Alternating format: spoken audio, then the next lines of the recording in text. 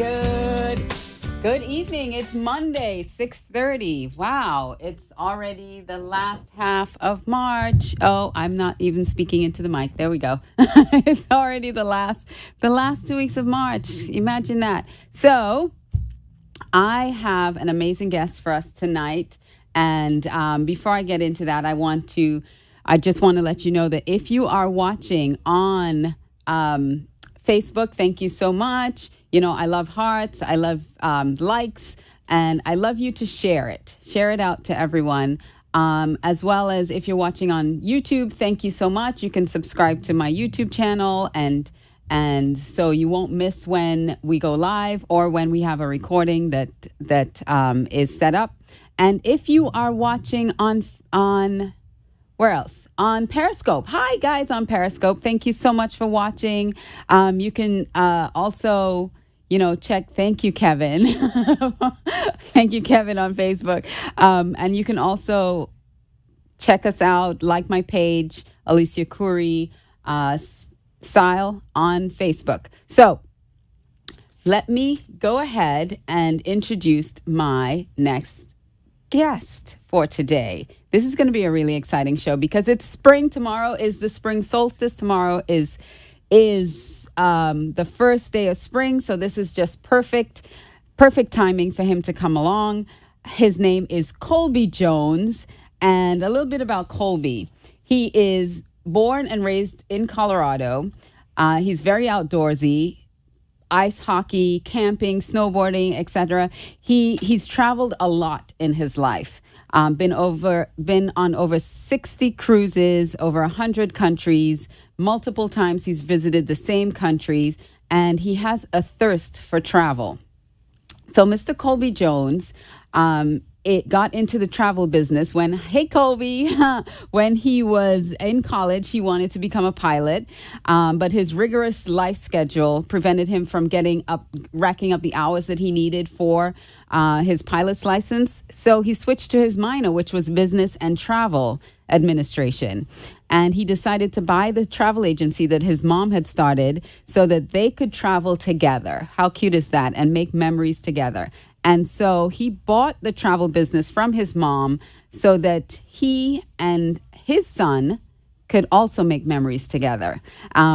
So that was 13 years ago. And now he is one of the best in the business, in the travel business. And I want to invite Mr. Colby Jones on the show. Hey, Colby. Hello. Thank you so much for having me. Oh, of course. So we're going to talk a little bit today about travel. You know, we're coming up into the summer. We're in spring tomorrow, and we're coming into the summer months. And what better time to get people ready for the travel season? So, first of all, did I miss anything that you wanted to let our listeners and viewers know about yourself before we jump into this? No, you covered it very well. Thank you so much. I really appreciate the introduction. You're very welcome. So, Colby and I know each other. We're in a group from LinkedIn. Again, I told you LinkedIn is like one of the best platforms that you can have. So Colby and I met. We're in a mastermind group together, and we also do a lot of LinkedIn workshops together. So that's how we know each other for almost I would say like 9 months now. We've known each other. So how does your service for interline cruising, how does your service differ from anyone who just goes online and books a vacation? What do you do that's so specialized? It's such a great question. This is what we're trying to get out to the world. A lot of people think that booking online is somehow a better way to do it, advantageous via money or information. But it's really not. You're actually going to pay more money if you book a cruise online, I can promise you. I've put people on bets and deals all the time. Give me your best shot. We're going to do better. We have a lot of ways of doing it. One way, initially right off the bat, is booking fees. We don't charge booking fees whatsoever. When you book online, you have to pay a booking fee. There's a reason for it, but booking fees is one. Our contracts and relationships that we have that we've built over the years is another. There's many things that we do to help people. Oh, that's excellent. And um, you know, there's a lot going on with travel, like recently in the news with the pets, getting lost or suffocating, which is so tragic. If you are a pet lover, or if you have a, I know it's horrible, or if you have anxiety about bringing your pet on a trip with you. We have a lot of service animals now. How can someone who has either is traveling with their pet or has a service animal, what is the best way for them to do that? Uh, First, they'd want to, depending on what they're doing, they need to contact us or some professional just to ensure that everything's lined up correctly. The person that you and I happen to know with our weekly calls, I sent her on a cruise, and she brought her service dog along with her. So there were some forms that needed to be filled out, and she could have probably done it on her own, but when it involves an animal, you need to talk to a professional. You really do. So give us a call. We'll walk you through the necessary forms to fill out. It's pretty quick and easy, but that way we can ensure that there won't be any problems. That's good. Good to know. And so let's get into, well, that's your anxiety about maybe traveling with a pet or a service animal, but what about your own anxieties? Some people have anxieties with flying or cruising for the first time. Let's tackle flying first, and then we'll go into cruising. So if you have anxieties about flying, how can you give someone peace of mind about the flight experience? Ambient and alcohol. No, I'm just kidding. Um, a lot of people have different anxieties that come with flying. A lot of it actually has to do with getting through security and TSA. We see that one as one of the biggest things that comes up. It really isn't a major hurdle, but people that are unfamiliar with it can be a little overwhelming at first. So that's one thing. The other one is just the actual flight itself. People are worried about the motion and things of that situation. Honestly, you just kind of have to suck it up and go for it. But really, flying, it's cake. It's the safest way to travel. It is. And you were studying to be a pilot. I'm a former flight attendant, and it's really not that bad. Flying isn't that bad. You make sure you have what you need for the flight. Make sure you have what you need. If there's something that you need during the course of the flight, put it under your seat in front of you so you don't have to get up and disturb anybody. Don't put it in the overhead bins. And have things like medications or anything that you want quick access to. Keep it close by so that you're not, feeling like, oh, I need this, and you have to keep getting up to get whatever you need. Absolutely, that's the exact way to do it. I have a backpack. I keep that with me at all times on the flight. Has everything I need in there: music, food, snacks, whatever I want. I don't have to get up unless it's the restroom. And bring snacks. Bring stuff, especially if you're traveling with kids. Make sure you bring snacks and bring stuff that they can eat because, flying now, it's not, they don't really provide a lot of meals for you anymore. So you can make sure you have adequate snacks for the kids when you're traveling. All right, let's go on to cruising now, because cruising, I was apprehensive the first time I cruised. I think it was like 4 years ago was the first time I'd ever been on a cruise in my entire life. And I thought I would be like panic stricken on a cruise, but it turned out to be really great. So if you have anxiety about cruising, take us through like some of the best tips that you have to prepare for a cruise, and what are the best cruises to take if you're a newbie. Okay, that's a loaded one. Let's do it. Let's first start with a newbie. If you're new to cruising, it really depends on who you are and what you're looking for. But a lot of people seem to think that a 3 or 4 or 5 day cruise might be their best option for a first time cruiser. That's not necessarily correct. It could be, depending on who you are and what you want, but oftentimes those 3 and 4 day cruises are the party cruises. Uh-huh. So if you're somebody that doesn't want a big party crowd and a spring break drinking and whatnot, that may not be a good option for you because you're going to have that. So Okay. No 3 or definitely, 4 day cruise if it's the first one. yeah, probably not. You can still get a good one, but that's typically the crowd they attract because they're $100, and who doesn't want to get away for $100 and drink a little while? It happens. Okay. So that's one. Another big one that people have is seasickness. It's not really much of a thing. It really isn't. You can get the patches behind the ears. Ginger is an amazing natural supplement for seasickness. So if you're worried about seasickness, eat some ginger. You'll be good to go there. But honestly, unless the storms are just chopping up the water, you don't have to worry about seasickness at all. The new ships, they have stabilizers.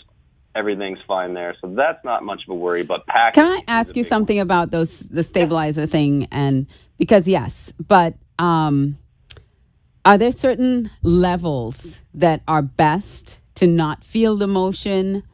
Is it the higher you go, the worse it is, or the lower you go, the worse it is? Yeah, you're absolutely right.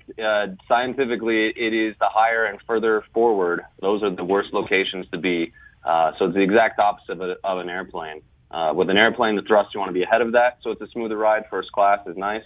Coach can be bouncy. Opposite on the cruise ship. Everybody says you need to be midship, which isn't technically wrong. However, scientifically, the very bottom and the very back will get you the smoothest ride. Bottom back will get you the smoothest ride. That's good to know because the last cruise we took, my kids got a little seasick, and we were a little higher up, closer to the front. So, yeah. So next time we're riding in the back. Yeah, we'll get you midship. We'll get you aft. If you're midship, it's pretty much the exact same as aft, but forward you can feel it if the seas are churning. Okay, yeah, so that's really good. That's a great tip. That's good to know. So, what was the other question I asked? Because I said if you're a newbie, other tips to prepare for it. Oh, and how to prepare for it, right? Yeah, so you can pack. Know your weather. We'll tell you all this about it. Most people like to do Caribbean for a first-time cruise. Excellent choice. You're going to find that you're going to need more bathing suits than anything else. Right. Yeah. So packing's easy. It's light. The cruises are not formal. People really are intimidated by that. Suits and tuxedos and all that. It's kind of a thing of the past. That's a thing of the past, right? Yeah. They'll have 2 nights for it, but you don't have to partake, and nobody will think otherwise if you don't. Most don't. Okay, so like captain's dinner and stuff, it's not that fancy anymore. Not too fancy. They want you to have fun and be relaxed and enjoy yourself and not feel cramped in a stuffy atmosphere. Nice. Okay, so the patches work. What about the wristband thingies? Does that help? They work. Because that's what my kids used, and they were like, it didn't really work. For me, I think it's more mind over matter, to be honest with you. But well, that's how I feel. I feel that too. Yeah. But Kevin on Facebook said hypnosis. He said he had a friend that took hypnosis because they suffer from motion sickness, and hypnosis helped. Oh, see, that's a good one there. I've not known anybody who's had the hypnosis. Right. So Thanks, Kevin says hypnosis. And he also does hypnosis for people. So that's great. So let's move on to types of time. What are the best times for cruises, like Caribbean cruises or Mediterranean cruises? What are the best times of the year to take different types of cruises? That's an excellent question. It's one we actually get asked all the time. Caribbean, the great thing about the Caribbean is there's never really a bad time to go. There are different pros and cons associated with each time of year, but never a really bad time. So the neat thing is the water temperature. The gradient's only going to be about 10 degrees the entire year. So the lowest it'll get is into the low 70s. The highest it's going to get into the upper 80s. It's going to be amazing the entire time. Now, the further north you get up towards Puerto Rico and then closer towards the U.S., the water will get a little bit warmer and also a little bit colder. But aside from that, not a big deal. Now, hurricanes come through, as we all know, or if you don't know, you should. That's August through November. So hurricane season comes through there. Typically, the big ones churn up in September, and they start to fade and dissipate as the year goes by. So you can get some really good deals if you go Caribbean late fall. If that just terrifies you, then shoot for a January or February time. Still gonna be So, nice and warm. The water's gonna be fantastic, and you don't have any weather to worry about. so the water isn't choppier in the wintertime? Not too much. Depending on which itinerary you hit, the Atlantic side can be a little bit bigger. Sometimes the Bahamas will have that. Normally, though, it's going to be pretty pleasant wherever you are. Southern Caribbean happens to be my personal favorites, but it's All good right. water everywhere. So Southern Caribbean in the wintertime is great. And then if you're traveling during hurricane season, make sure you get insurance, right? Make sure you cover your trip Absolutely. with insurance. Cover your trip at all times with insurance. You never know what's going to happen. I've seen the weirdest things occurred with people, and it doesn't matter how healthy, strong, or fit you are. It could be somebody in the family that has a circumstance and you need to cancel. So get the insurance. It's super cheap. If there is a hurricane, typically the cruise lines will cover you anyway. But if you're on an island or something, just doing an all-inclusive, and a hurricane blasts you, insurance. Get insurance. Take All care of right. you. Get the You mentioned insurance. all inclusive. So what, and I'm going to come back to the other question because we didn't finish that yet. What times and what cruises are best? I didn't forget. But since you just mentioned all inclusives, what are the kind of like the best all inclusive for families and for couples vacations? The best ones are the cheapest ones. The cheapest ones. And what does all inclusive really mean? All inclusive, that's where you've got your resorts. So they have different variances, but the resorts are going to cover everything. So you'll have your lodging at the resorts, your hotel room. You're going to have all of your alcohol and drinks included. If you don't drink alcohol, you're going to have all the nice, fun umbrella drinks with fruits and everything in that. You'll have those. You can have all of your meals comped and included as well. So it really is all inclusive. You could do your entire stay there and not pay anything if you really wanted to. Good. That's the all inclusive. The best ones, gosh, there's a lot of good ones out there. I don't know if I could. Give me your top three.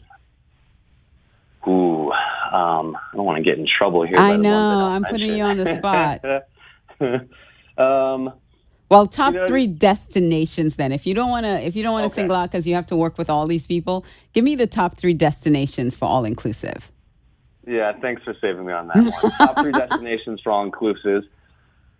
I'll give you the top three of my personal favorites, and then I'll give you kind of the top three of what a lot of people do. Okay. So what a lot of people do, top three, Mexico is probably the most popular, especially for people here in Colorado. I don't know why they love Mexico. Not that it's bad, but everybody from Colorado goes to Mexico. Goes to Mexico. So Okay. Mexico, yeah, Riviera Maya, anywhere down in that area is a great spot. The all-inclusives are great.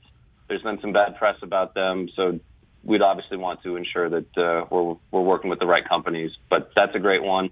Number two, probably Punta Cana. Everybody's going there right now. Next biggest hotspot. They love us over there. It's really nice, super safe. Definitely a favorite. And then third, always, is the steady Jamaica. Everybody goes to Jamaica for an all-inclusive. Okay. They do it right over there, yeah. That's As far good to as know. Yeah, not bad. My personal favorites, I'd probably put one somewhere down in the BVI, somewhere down there.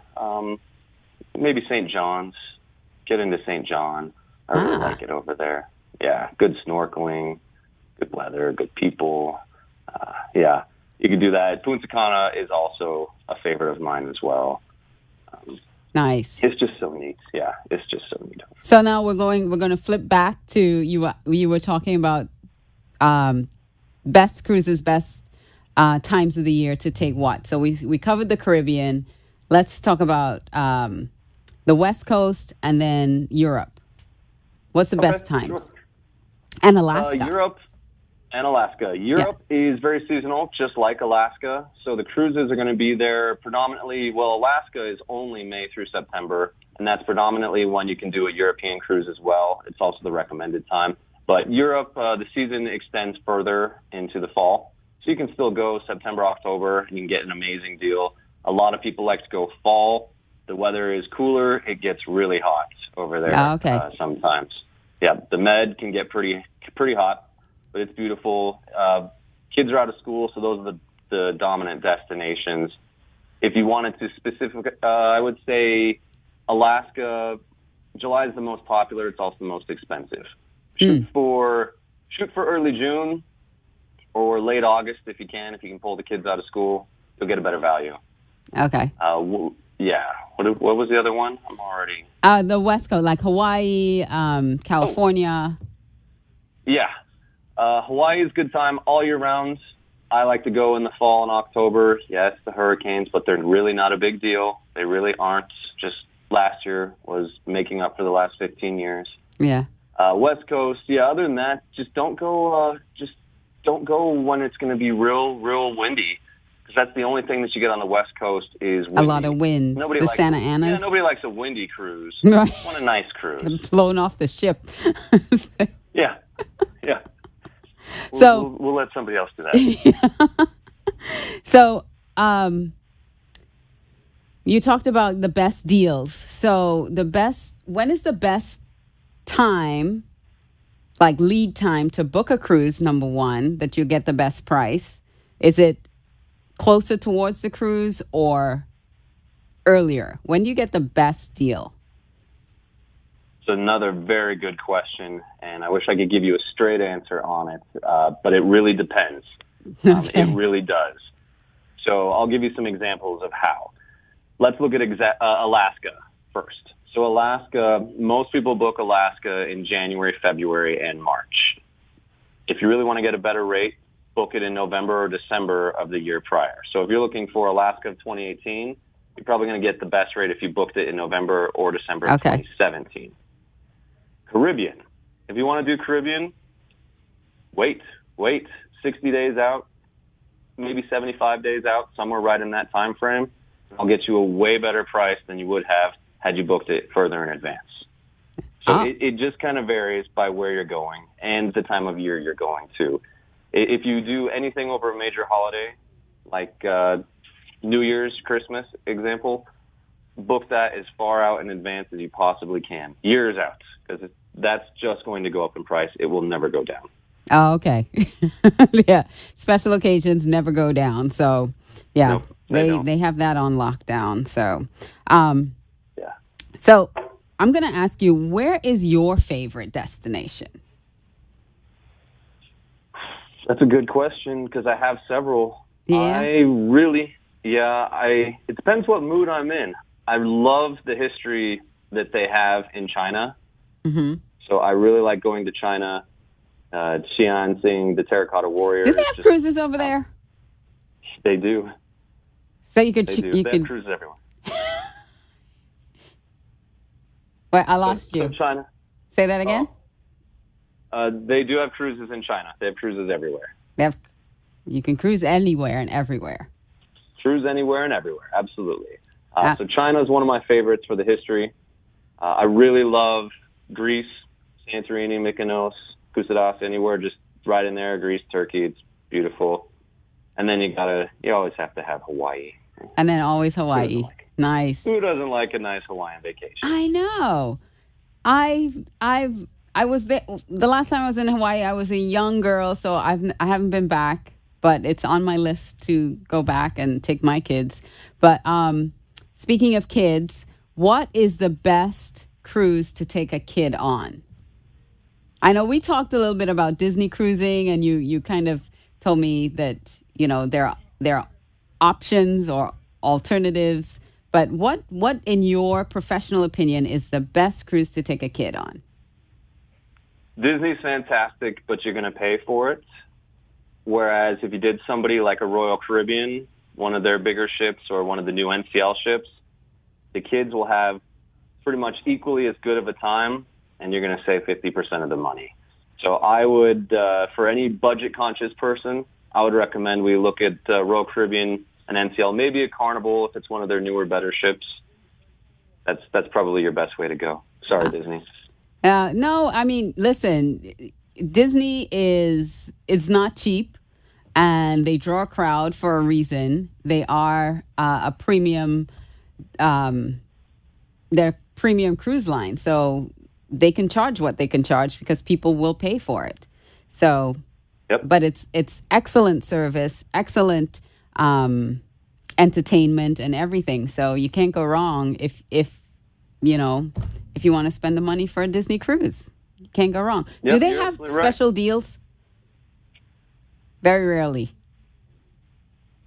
I'm sorry? Do they have special deals? Do you see special deals coming up with them, or is that With very Disney? rare?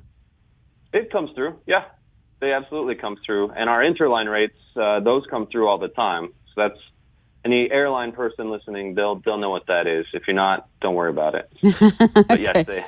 So what does they come you through. said interline? So what does that name interline mean? Interline is the term for people that work within various industries that we have relations and special contracts with that allow them to exhibit extra discounts on top of what's normally available. So anybody that works for an airline, FAA, FedEx, UPS, anything kind of air related, I have special pricing. All right. So how can people get a hold of you, Colby, if they want to book a vacation coming up for the summer? Well, that would be fantastic. If they do, they can give us a call toll free at 800-654-3827. They can also find us on Facebook, Interline Cruise Connections. That's our name. You can find me on LinkedIn, Colby Jones. Website, interlinecruiseconnections.com. We're all over the place. All right. So Interline Cruise Connections, and I will have a link to you on my website as well, so that they can link to you if they want to get in touch with you. He is one of the best. If you want to book any kind of vacation around the world, Colby will have your back, and he will get you the best price possible, even better than you can find online, and he will guarantee that. Right? Yeah. Absolutely. Well, this is really a pleasure. Colby is going to launch a podcast soon, so congratulations with that, Colby, and all the wonderful things you're doing. And his business is just exploding, so you better catch him now before he just explodes, and then you can't reach him, and then you'll be calling me and saying, I can't get a hold of Colby. So I'll give you his private number if that happens. All right, everyone. Thank you so much for joining us. Thank you, Colby, for being my guest. And I will see you guys again next week. I'm going to have a really phenomenal guest, so make sure you tune in and share it with your friends. I'll see you. Have a great week, everyone. Love you. Mwah, mwah, mwah, mwah, mwah. Bye. Stay safe out there.